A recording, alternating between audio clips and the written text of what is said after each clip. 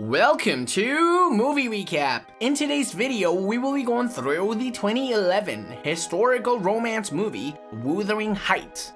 Turn on subtitles and spoilers ahead. As he recalls his youth at Wuthering Heights, Heathcliff cries silently on the floor, bruised and dejected. Heathcliff is taken by Mr. Earnshaw, who sees it as a Christian thing to do after claiming to have spotted the kid roaming in the streets on a particularly stormy night. Heathcliff is mistreated by the other family members, particularly Hindley Earnshaw, who does not hesitate to harass the undersized child physically. Despite being first hostile to him, Catherine Earnshaw provides the kid with warmth and friendship after developing a soft spot for him. She even went as far as to show him her collection of feathers gathered from various birds observed in the region. Not long after, Heathcliff is baptized in front of the piercing eyes of the family, and he is given the name Heathcliff. Heathcliff resisted the baptism since he didn't comprehend a word of English and wasn't completely aware of the religion's practices, prompting Earnshaw and the priest to plunge his head in the bowl of holy water forcefully. This made the boy flee the home in fear. He wanders recklessly across the swampy marshes in the rain until Catherine joins him. She assists him with escaping the holy rite. The pair flees further into the wilderness, unconcerned about the mud that coats their feet or the fog obscuring their vision. As Catherine's sweet voice fills the cold air around them, a comfortable silence develops between them. They keep traveling till they reach the dilapidated shack where they live. To other residents, Chargan, Earnshaw, who had always given Heathcliff nothing but kindness, stuck out in rage at both Heathcliff and Catherine. Catherine sobs herself to sleep, while Heathcliff silently watches from afar. He forces himself to cry with sawdust because he does not experience the same grief as the teary-eyed girl.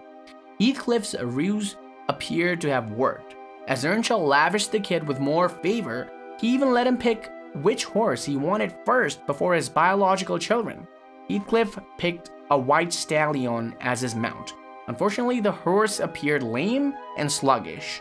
Heathcliff approaches Hindley and demands him to exchange horses, threatening to inform his father that he abuses him if he does not. Instead of procuring for a new horse, Heathcliff's scheme backfires. He takes a severe thrashing from Hindley, who vents his rage on the tiny child. Catherine cares for Heathcliff as he recovers. True to his word, he informs Earnshaw of the depth of Hindley's abuse. This gets Hindley scolded by his father, who sends him away for studies. It was Earnshaw's last-ditch effort to keep the peace in his home. The monotonous lives of the remaining inhabitants continue in the rural England. Heathcliff and Catherine explore the muddy grasslands. The two engage in light-hearted mud fight. Their playful roughhousing eventually becomes a real battle, with Heathcliff gradually dominating the unfortunate girl. They return home without saying anything, and Earnshaw favors Heathcliff even more now that Hindley is gone. For the silent yet attentive Heathcliff, life is once again peaceful. This fragile fade of calm is quickly destroyed when the family discovers Earnshaw's lifeless body. Catherine is heartbroken after seeing her father comatose, scarcely leaving his bedside as his condition quickly deteriorates to the point that he passes away. Hindley soon arrives home, accompanied by his radiant wife, Frances. Heathcliff is offered to work for Hindley or leave home, with Hindley controlling the shots. Heathcliff makes a reasonable decision and stays with the family, but no longer as the favorite adopted son. Earnshaw's burial is difficult for everyone, especially Catherine, but even Hindley can't deny how close Heathcliff and Catherine have become. As a result, he orders Heathcliff to console an emotionally distant Catherine. Heathcliff, who is now basically working as a servant, rapidly develops the farm. Nonetheless, he is still at Catherine's beck and call, putting his duties aside to attend to her every whim. But there is a cost to these fleeting moments. Hindley's strictness and prejudice towards Heathcliff are on display when he whips Heathcliff for his disregard of his duties. This does little to quench Heathcliff's desire for time with Catherine, who is willing to provide a sympathetic ear. After nursing his wounds for the day, Catherine and Heathcliff challenge one another to race to a nearby manor. Allowing their curiosity to get the best of them, they peer inside the opulent interior of the imposing structure. Of course, they are quickly discovered by the manor's occupants, who drive them away with guard dogs. Catherine is intercepted by one of those mongrels and bitten as she attempts to escape. Despite his best attempts, Heathcliff cannot repel the wild beast and is quickly apprehended by the manor's groundskeeper. Catherine is promptly taken in by the mansion's resident to be nursed back to health. On the other hand, Heathcliff is soon escorted away from the mansion after hurling a string of expletives at those who lived there. That day, Heathcliff returned home by himself. Hindley learns of what has happened and prevents Heathcliff from speaking to Catherine in the future. He spends his day alone, only able to sneak a glimpse at Catherine by secretly visiting the manor. He is comforted by the sound of Catherine's sweet voice, but he knows that he can't remain for long. Catherine soon returns and welcomes Heathcliff with a loving embrace, much to Hindley's dismay, but after Hindley's advice, Heathcliff pushes her away. After Catherine's return, the more sophisticated Linton family visits the Earnshaws. The Earnshaw's housekeeper, the sweet-natured Nellie, assists Heathcliff in getting dressed and compliments him on his princely attire. Yet when Heathcliff appears to the visitors, he is instantly mocked by Linton's son, Edgar Linton.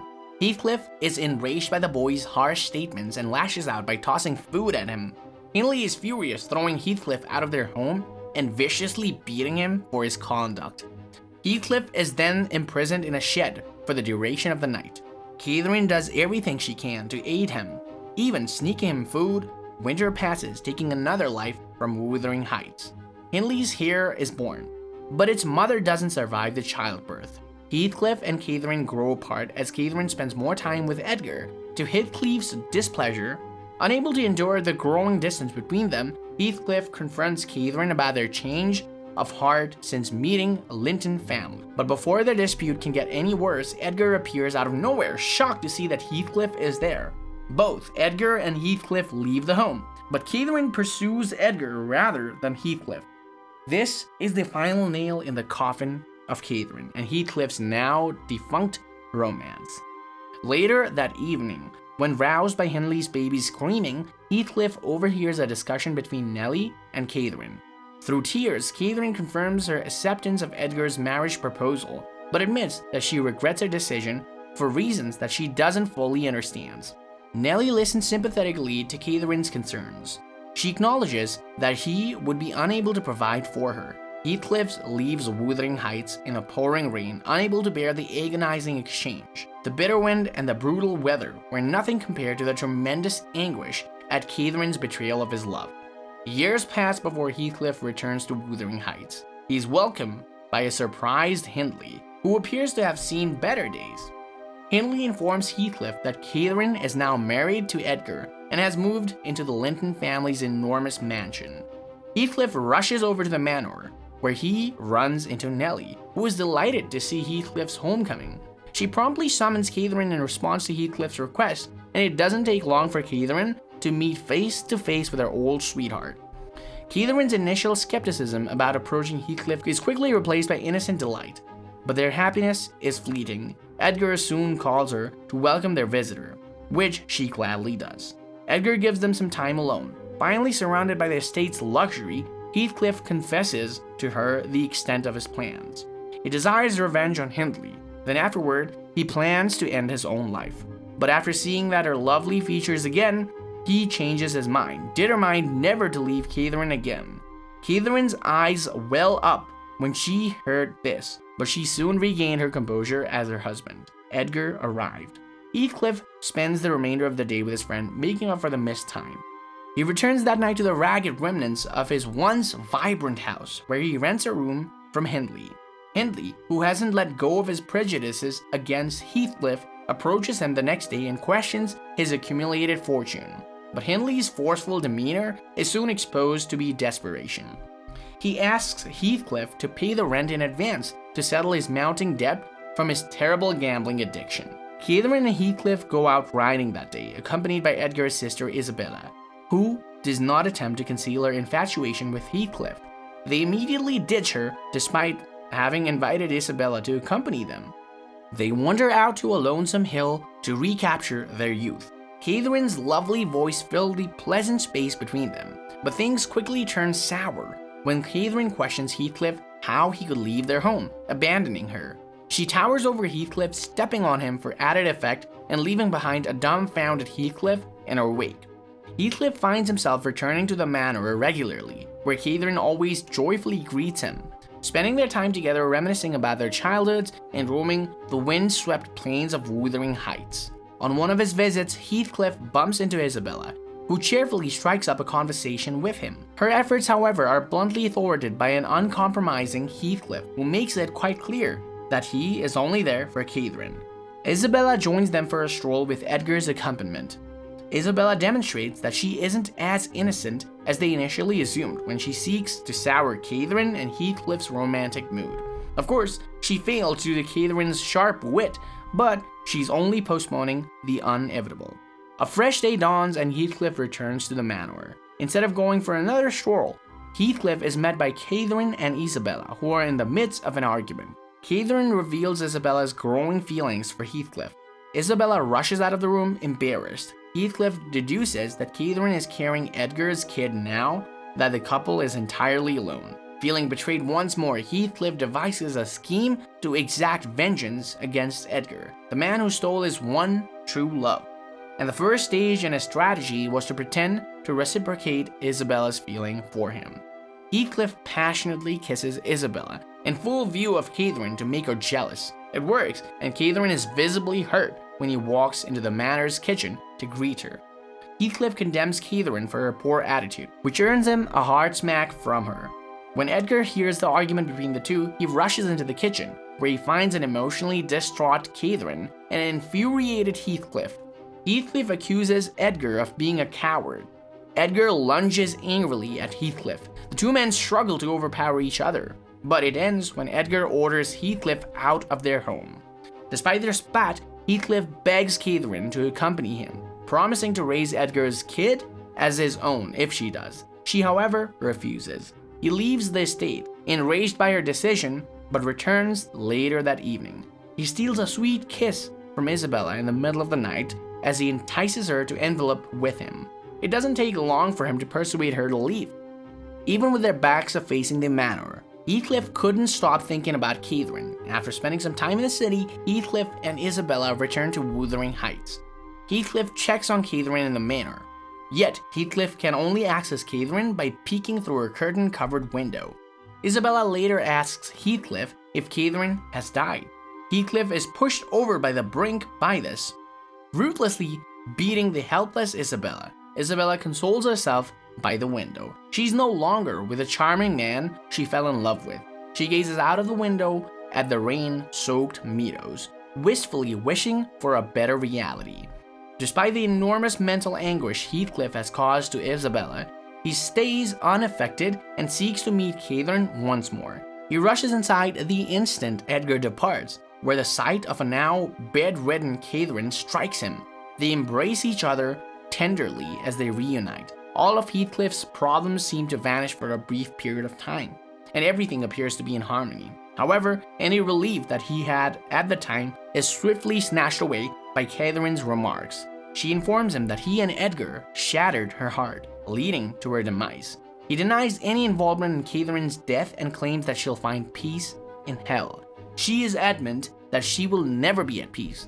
Heathcliff provides Catherine the warmth presence of his protective arms in response to her urgent plea for him not to depart. She gradually loses consciousness. Just as Edgar returns before departing, Heathcliff gives Catherine over to him.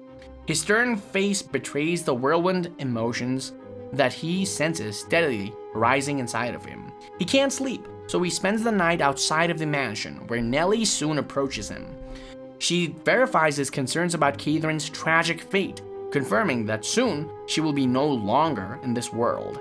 Heathcliff, bereaved, wails in anguish as Nellie offers little compassion. Watching him from afar, he sneaks into the mansion late at night with a bit of aid from Nellie. He's unable to leave his dearly beloved sweetheart without any parting words. He hugs and touches Catherine's motionless body. As he silently cries over her death, she wraps her lifeless arms over him. He eventually digs up Catherine's grave and snatches her from her casket as his mental state deteriorates. But with his sudden, worthful outburst draining vitality, he cannot finish. Instead, he returns to his modest home. where he learns that Isabella has locked him out. As he smashes his way through the glass of the home's window, his mounting rage comes to a climax. Hindley tries to stop him from entering, and a violent struggle between the two begins. Hindley's past of physically and emotionally torturing Heathcliff soon comes back to haunt him in full force in a twist of karma. Heathcliff strikes the weaker Hindley without remorse. With Catherine on his mind, he buys the land from Hindley. Heathcliff and his children are now the legal owners of Wuthering Heights. He stares out at the far landscapes and distant past, remembering days long gone. He laments that he and Catherine could only be together in death. Thanks for watching. Please like, subscribe, and click the bell icon to get new movie recaps.